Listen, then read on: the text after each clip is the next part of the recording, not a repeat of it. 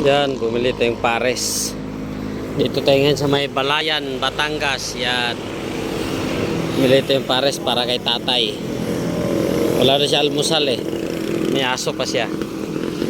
Tayo. Ang almusal mo. Yan. Nakain ka ba ng pares? Yan. Almusal ka na. Para busog na.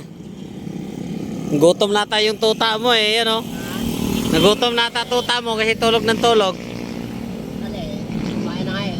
Tinatapos pa nga ito eh. Tinatanga eh. Nilalaro na ng kainan. Yan tatay, tulugan ni tatay oh. Dito ka lang tutulog tay? Oo, dito. Yan lang. Kailan dalawa ng tuta mo?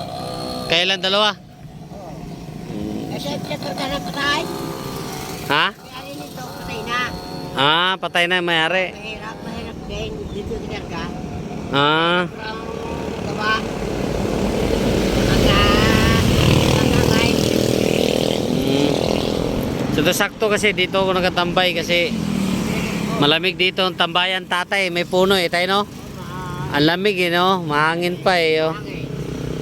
Tignan mo naman yung pwesto niya oh. So may along-along siya. So may Metro Balayan Medical Center. Dito lang siya sa gilid. Baka gusto nyo matulungan to.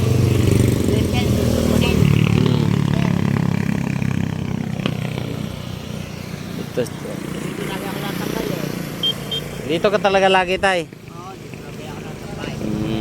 Taga saan ka tay? Ha? Kalatagan ka? Ba't nakarating ka dito? Eh, bata pa ako. Pagkil naman ang kapulang ko. Kaya, magtutulog ako sa biyahin ko.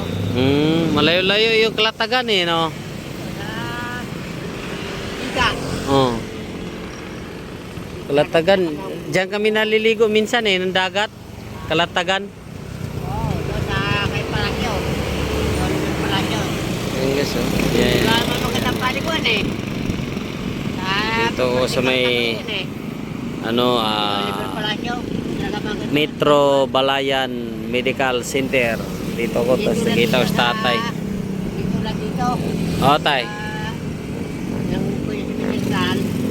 Dito na ako sa